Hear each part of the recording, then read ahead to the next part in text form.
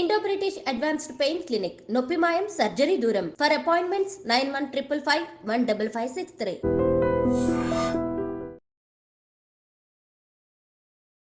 నమస్తే, welcome to I dream social spotlight with కవిత.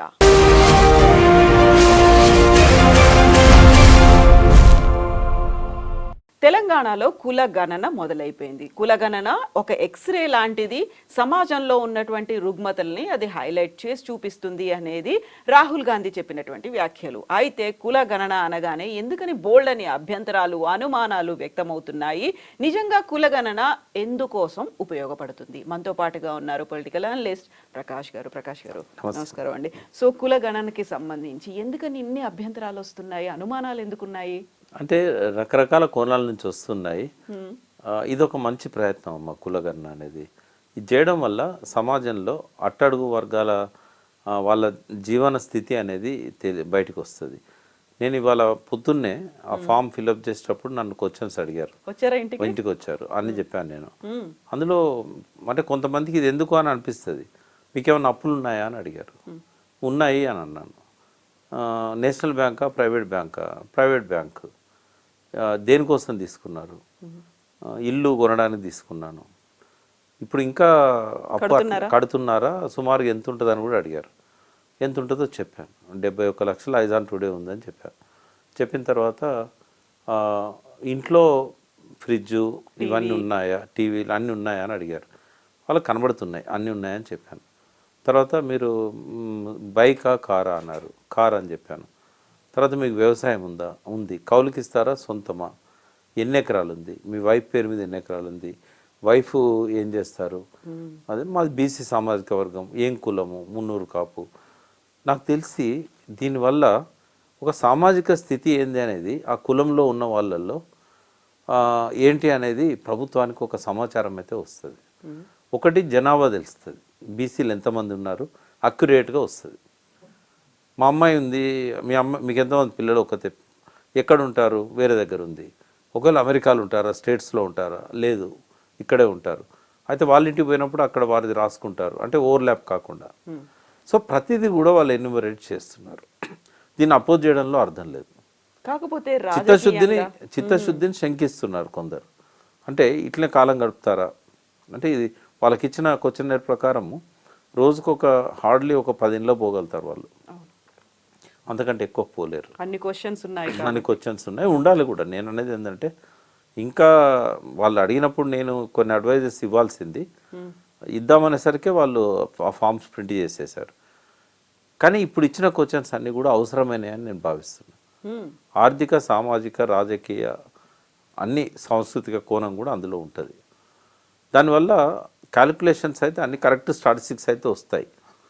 దాన్ని మరి అనలైజ్ చేసి ఎవరికి ఏం కావాలి, రిజర్వేషన్ పరంగా నిజంగానే ఈ సామాజిక వర్గంలో ఎంతమంది కార్లు వాడుతున్నారు, ఎంతమంది బంగ్లాలు ఉన్నాయి, ఎంత పర్సెంటేజు. ఇప్పుడు అంటారు 300 కాపులకి ఏంది బాగా వాళ్ళు ఫార్వర్డ్ క్లాస్లో ఉండాల్సిన వాళ్ళని బీసీలు ఎందుకు పెట్టారంటారు. అంటే 300 కాపులు అందరు అట్లున్నారా? లేరు. జీవనోపాధి పోయి నీళ్లు లేక 50 ఏళ్ళు సమైక్య రాష్ట్రంలో బోర్లేసి ఆత్మహత్యలు చేసుకున్నది ఎక్కువ 300 కాపులే. వ్యవసాయం చేసేవాళ్ళు ఎక్కువ చనిపోయారు. వ్యవసాయం చేసేవాళ్ళు కాపులే ఎక్కువ ఉన్నారు. సో ఇదంతా తెలవాలంటే ఈ సర్వే అవసరము. కాకుంటే నెక్స్ట్ ఫేజ్ ఏంది? ఈ సర్వే వచ్చిన తర్వాత లోకల్ బాడీస్లలో రిజర్వేషన్ పెంచుతారా? 23% ఏదైతే ఇప్పుడు లోకల్ బాడీస్లలో బీసీలకు ఇచ్చారో దాన్ని పెంచాలనేది బీసీలు కోరుకుంటున్నారు. అది స్టాటిస్టిక్స్ ప్రకారం 52% ఉంటారు అనేది సకల జనుల సర్వే జరిగినప్పుడే అందులో ఉంది. అది 52% అనేది. అప్పుడు బీసీ కమిషన్ పెద్దలు బిఎస్ రాములు వీళ్ళంతా కూడా ఆ రిపోర్ట్ చదివి చెప్పారు మాలాంటి వాళ్ళతో. 52% ఉన్నారు బీసీలని. ఇప్పుడు అదే దీని ద్వారా వెల్లడైతే బీసీలలో ఒక ఆత్మస్థైర్యం వస్తుంది, ఒక మనోధైర్యం వస్తుంది. అయితే దీని వెనకాల ఉన్న రాజకీయ కోణం ఏంది?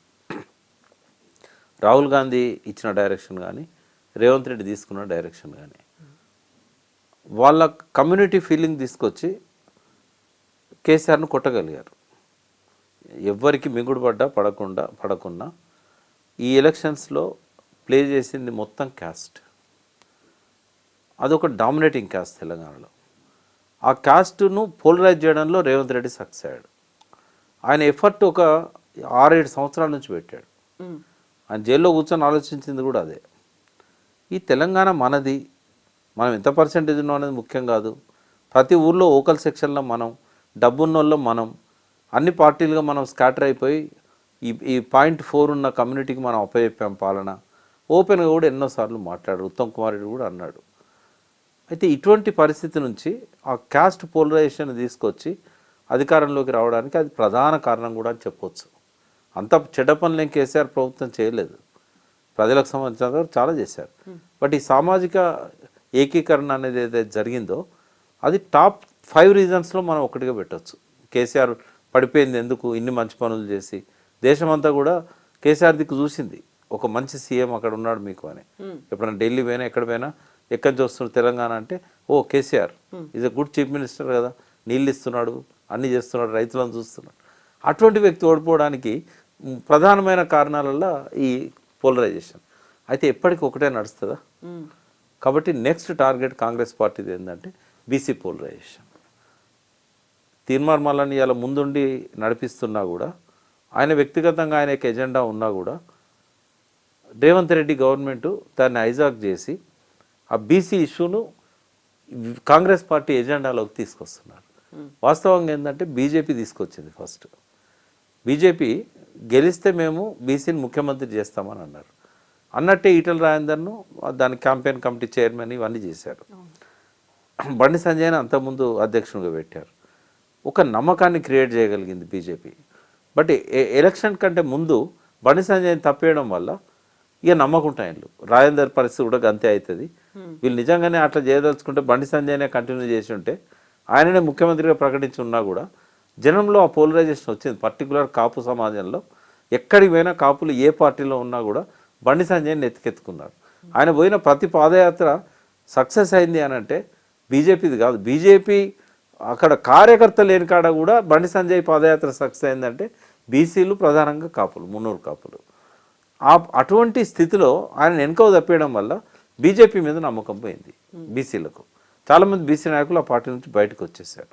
ఇప్పుడు రాజేందర్ కూడా నిజంగానే తన చీఫ్ మినిస్టర్గా ప్రకటించినా కూడా ఆ స్థాయికి పార్టీ ఎదుగుతుందా అనేది కూడా రాజేందర్కున్న సహజమైన డౌట్. అది చంద్రబాబు నాయుడు దిగిపోయే ముందు బీసీ కృష్ణయ్యకు టికెట్ ఇచ్చి మేము బీసీ కృష్ణయ్యని ముఖ్యమంత్రి చేస్తామని ప్రకటించాడు. కానీ అది సాధ్యమయ్యేదా? సరే, నమ్మకంతో ఎమ్మెల్యేని అయితే చేశారు వాళ్ళు. కానీ ఈ బీజేపీ అటర్ ఫ్లాప్ అయింది. ఇక కేసీఆర్ గారికి అయితే కేటీఆర్ గారికి ఆ బీసీలు అందరినీ పోలరైజ్ చేయాలి, బీసీలకు ఒక నాయకత్వం ఇవ్వాలి అనే ఆలోచన ఉన్నట్టయితే ఇప్పటిదాకా కనబడలే. మొన్న మధ్య మా అందరినీ పోయి సర్వే చేసి రండి తమిళనాడులో అది ఇది అని అన్నారు. ఆ తర్వాత మళ్ళీ సప్పుడు లేదు. మేము మా తరఫున పోయిన వాళ్ళకి వెళ్ళి ఒక అతను అందరితో మాట్లాడి రిపోర్ట్ కూడా ఇచ్చాడు. తర్వాత మళ్ళీ కదలిక లేదు. ఓ పక్కన వీళ్ళంతా బీసీ బీసీ అంటుంటే కూడా రేవంత్ రెడ్డి హైజాక్ చేస్తున్నాడు. ఇప్పుడు ఆయనకు పోటీ లేదు. టీఆర్ఎస్ ఆ విషయంలో చేయాల్సినంత చేయట్లేదు, చేయాలని కోరుకుంటున్నాను నేను. రెండవది, తీర్మార్ మల్లన్న చేసినా కూడా కాంగ్రెస్లో పార్ట్ అందులోనే ఇంటర్నల్గా తీర్మార్ మల్లన్నను హైజాక్ చేయడానికి రేవంత్ రెడ్డి ఇది క్యాచ్ చేశాడు. బీసీ కులగణన వెనుక ఉన్న రాజకీయ కోణం ఇది ఖచ్చితంగా కాంగ్రెస్ పార్టీ సక్సెస్ అవుతుంది. అంటే బీజేపీ నమ్మకుంటాయన్లు కేసీఆర్ కానీ కేటీఆర్ కానీ దాన్ని ఎజెండాలో పెట్టడం లేదు. కాబట్టి మళ్ళీ టీఆర్ఎస్ అధికారంలోకి రావాలనుకుంటే ఇది అడిషనల్ ఫ్యాక్టర్గా తోడవుతుంది. ఒకవేళ బీసీ నినాదం లేదు మేము తీసుకోమని అన్నారనుకోండి, మళ్ళీ రేవంత్ రెడ్డికి ఒక అవకాశం మళ్ళీ వస్తుంది. ఆయన బీసీ ముఖ్యమంత్రి చేయాల్సిన అవసరం కూడా లేదు.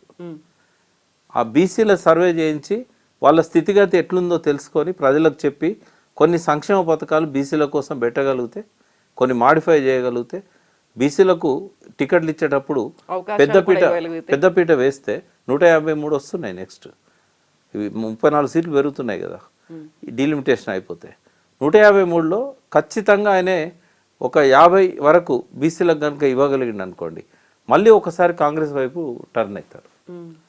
అంటే ఇది చేతులారా కాంగ్రెస్ దిక్కు బీసీలను నెడుతుంటే నిర్లిప్తంగా చూస్తూ కూర్చుంటున్నాయి బీజేపీ కానీ టీఆర్ఎస్ కానీ. సరే, ఇప్పుడు ఎన్నికలున్నాయంటే ఇవన్నీ గుర్తుంటాయి కదా. ఎవరికి గుర్తున్నా లేకున్నా బీసీలకు మాత్రం తమ కోసం కష్టపడ్డోళ్ళు ఎవరు, గతం నుంచి లేని కులగణన ఎజెండా మీద తీసుకొచ్చింది ఎవరు, రేపు రిజర్వేషన్స్ కనుక ఆయన పెంచిండు అనుకోండి, కేసీఆర్ పాలనలో తగ్గినాయి, 23కి వచ్చింది కేసీఆర్ పాలనలో. రేవంత్ రెడ్డి ఇప్పుడు 23 నుంచి 27 చేశాడు అనుకోండి, డెఫినెట్గా రేపు లోకల్ బాడీస్లలో ప్లస్ పాయింట్ అవుతుందా కాదా? కొత్త నాయకత్వం వస్తుందా రాదా? ఆ నాయకత్వం ఇంకో 5 ఏళ్ళు ఉంటుంది కదా. ఆ 5 ఏళ్లలో వాళ్ళే కదా నెక్స్ట్ పోలరైజ్ చేసేది, ఎలక్షన్లలో ఓట్లు వేయించేది. మరి సబ్జెక్టివ్ ఫ్యాక్టర్స్ని కూడా మర్చిపోతే ఎట్లా? కాబట్టి ఈ విషయంలో నాకు సివియర్ అంటే క్రిటిసిజం అవుతుంది టీఆర్ఎస్ పట్ల, బీజేపీ పట్ల. మీరు ఎందుకు నిర్లిప్తంగా ఉన్నారు? ఎందుకు వదిలిపెడుతున్నారు బాల్ని? ఆయన కోర్టులోకి ఎందుకు నెట్టారు, రేవంత్ రెడ్డి కోర్టులోకి? ఇప్పుడు అది మాట్లాడకుండా ఆయన చేసే పనిని తిట్టారనుకోండి, ఇంకా బీసీలకు మండుతుంది. అయితే ఇప్పటిదాకా బీసీల్లో ఉన్నటువంటి ఒకే ఒక అసహనం ఏంటంటే మమ్మల్ని కేవలం ఓటు బ్యాంక్ రాజకీయాల కోసమే వాడుకున్నారు, అవకాశాలు ఇవ్వలేదు, రాజకీయంగా కావచ్చు మిగతా దేంట్లోనూ అవకాశాలు రాలేదు. బట్ ఇప్పుడు ఈ కులగణన తర్వాత నిజంగానే చిత్తశుద్ధి అనేది ఉంటుంది, వాళ్ళకి రావాల్సినటువంటి అవకాశాలు కావచ్చు, అవసరాలు ఏమున్నాయో అవన్నీ తీర్చగలుగుతారు, భవిష్యత్తు బాగుంటుంది అనేటువంటి ఒక నమ్మకం వచ్చిందా? కొట్లాడగలిగే శక్తి వచ్చింది, కొట్లాడితే గెలుస్తామనే నమ్మకం వచ్చింది. కాకపోతే బీసీలో ఉన్న మైనస్ పాయింట్ ఏంటంటే ఐక్యత అనేది ఒక పెద్ద ఛాలెంజ్. అది ఫస్ట్ ఏంటంటే ఏ కులానికి ఆ కులము ఐక్యత కావడంలోనే వైఫల్యం ఉంటుంది. ఇతర కులాలను కలుపుకోవడంలో అంత బ్రాడ్ మైండెడ్ ఉండదు. ఎన్నిసార్లు చెప్పినా కూడా వాళ్ళ లోపల ఇంకా చిన్న చిన్న పదవుల కోసం కొట్లాటలు పెట్టుకుంటారు.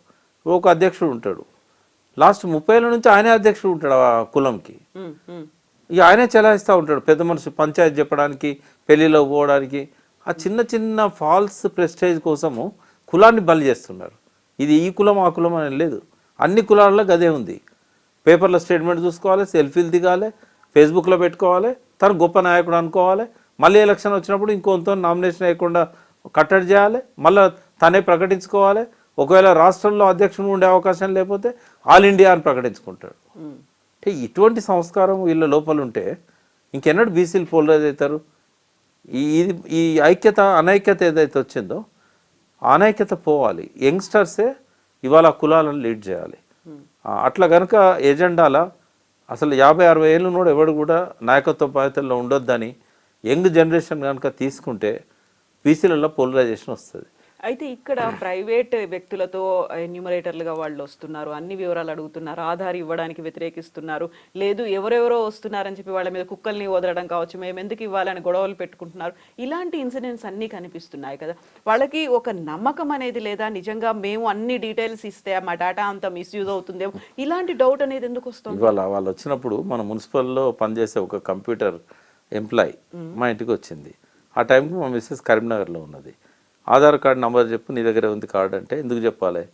వాళ్ళు వచ్చినప్పుడు పోలీసులో ఫోన్ చేయమని టీవీలో సోషల్ మీడియాలో యాడ్స్ వస్తున్నాయి, నువ్వేమి చెప్పకు అంటే, ఇక్కడ పనిచేస్తామే మున్సిపల్ ఆఫీసు, ప్రైవేట్ వ్యక్తి కాదు అంటే, లేదు ఇవ్వకు అంటే ఒక భయం. మా ఇంట్లోనే ఆ భయం వచ్చింది కదా. అంటే ఈ టైంలో అటువంటి యాడ్స్ అంటే వాళ్ళు బ్యాంకు వీటి ఓటీపీలు వాటి గురించి ఇస్తున్నారు, అన్ని ఆధార్కి లింక్ చేసి పెట్టుకున్నారు. ఆధార్ లింక్, కానీ ఆధార్ అనేసరికి డౌట్లు వస్తాయి. వాళ్ళు నచ్చ చెప్తున్నారు అట్లాంటిది ఏముండదు, మేము గవర్నమెంట్ నుంచి వచ్చాము. ప్రైవేట్ వ్యక్తులు అంటే అవుట్ సోర్సింగ్ నుంచి వచ్చిన వాళ్ళు కొందరు ఉంటారు. బట్ ఈ ఆధార్ ఇచ్చినంత మాత్రాన ఏం జరగదు. ఓటీపీ కనుక ఇస్తే డబ్బులు మాయమవడం కానీ ఇట్లాంటివి జరుగుతాయి. ఆధార్తో లింక్ అయినంత మాత్రాన కేవలం ఆధార్ నెంబర్తో ఏమీ కాదు. అయితే కొన్నిసార్లు ఏంటంటే ఈ సాఫ్ట్వేర్లో ఉన్న కొన్ని లోపాల వల్ల ఆ స్కామ్స్ కూడా జరుగుతున్నాయి ఆధార్ నెంబర్తో.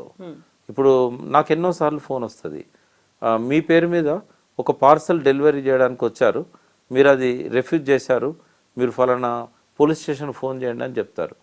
అయితే నేను ఒకసారి చేశాను పోలీస్ స్టేషన్, వాళ్ళు బాంబేలో ఉన్న తైవాన్లో నేను పంపిన పార్సల్ తైవాన్ పోయిందని, నా ఫోన్ నంబర్ దానికి లింక్ అయి ఉందని, అక్కడ పార్సల్ తీసుకోలేదు కాబట్టి మీరు పోలీస్ స్టేషన్ ఫోన్ చేయమని బిఎస్ఎన్ఎల్ నుంచి చేసినట్టుగా చెప్పారు. నాకు టెలికాం రెగ్యులేటరీ అథారిటీ నుంచి చేసినట్టు.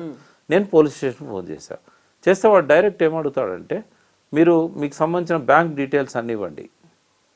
బ్యాంక్ డీటెయిల్స్ వానికి ఎందుకు ఇవ్వాలి, మేము పోలీస్ స్టేషన్ నుంచి మాట్లాడుతున్నాం అంటారు. అంటే మీ ల్యాండ్లైన్ నంబర్ చెప్పండి, నేను ఎంక్వైరీ చేస్తాను, ఫోన్ పెట్టేశాను. ఇట్లా ప్రతిరోజు కొన్ని వేల కాల్స్ ముంబై నుంచి వస్తున్నాయి. సైబర్ క్రైమ్ అనేది ఎంత దారుణంగా ఉందంటే ఇవన్నీ తెలిసి కూడా కంట్రోల్ చేయలేకపోతున్నారు. వాటి వల్ల ఈ భయానక వాతావరణం వచ్చింది. ఆధారిస్తే ఏమవుతుందో అనే భయం వచ్చింది. ఈ కుక్కలను వదిలిపెట్టుడు ఇట్లాంటివి ఏదైతే ఉన్నాయో ఇది కొంచెం పొలిటికల్ డ్రామా. ఎందుకంటే ప్రజల్లో కొంత అసహనం ఉన్నది. ఇప్పుడు సిటీలో ఉన్నోళ్ళు కొంత డిసిప్లిన్తో ఉంటారు, ఎందుకంటే వీళ్ళు వచ్చిన వాళ్ళకి ఏం సంబంధం ఉంటుంది, రేవంత్ రెడ్డి రైతు బంధు ఇవ్వకపోతే వీళ్ళని ఎందుకు అనాలి మనం అని ఉంటుంది. కానీ గ్రామస్తులకు ఎట్లుంటుంది అంటే, మేము నమ్మి ఓటేస్తే మాకు రైతు బంధు ఇస్తలేడు, ఇంకా గవర్నమెంట్ అని చెప్పి వచ్చిందా అని చెప్పి తిడతారు. అది అక్కడక్కడ జరుగుతుంది, దానికి రాజకీయ రంగం పులిమొద్దు. వాళ్ళ సమయస్ఫూర్తితోని వాళ్ళని ప్రశాంతంగా వాళ్ళని నచ్చజెప్పి ఇది చేయడం వల్ల మీ బీసీలకు ఉపయోగం ఉంటుందమ్మా, ఇట్లా మీకు ఇప్పటిదాకా అన్యాయం జరుగుతున్నది, మీరు సంఖ్య ఏందో తెలియదు ఇప్పటిదాకా, ఇది మీ కులానికి మీ కుల సభ్యులకు లాభం అవుతుంది అని అట్లా చెప్పగలిగితే వాళ్ళు కన్విన్స్ అవుతారు. ఈ చిన్న చిన్న ఇన్సిడెంట్లను చూసుకొని రాజకీయ ప్రయోజనాల కోసం ఇవి హైలైట్ చేసి పెద్ద పెద్ద వార్తలు వేసి ఒక వ్యతిరేకత వస్తుంది కులగణన మీద అని చెప్పడం కరెక్ట్ కాదు. కులగణన ఆపే ప్రయత్నాల్లో ఇది ఒక భాగమని అనుకోవాల్సి వస్తుంది. వాళ్ళు రాజకీయ ప్రయోజనాల కోసం చేసినా కూడా కులగణన అడ్డుకోవడం అనేది అయితే నేను వ్యతిరేకిస్తాను. Thank you so much Prakash గారు. థ్యాంక్ యూ అండి.